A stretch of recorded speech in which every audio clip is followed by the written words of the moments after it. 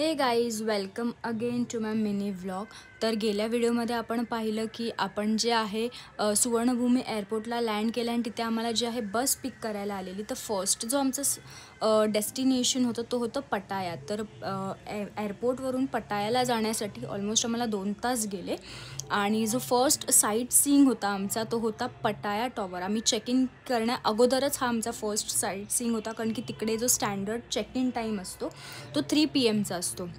आमच्याकडे प्रचंड असा टाईम होता, त्यामुळे मग आम्ही फर्स्ट जे आहे आमचं साईट सीइंग केलेलं आहे जे की होतं पटाया टॉवर। तर हा असा व्ह्यू आहे जो मी कॅप्चर केलेला आहे फ्रॉम 56th फ्लोअर त्या टावरच्या। आणि तिथे ॲक्टिव्हिटीज वगैरे पण तुम्हाला भरपूर काही करायला भेटतील।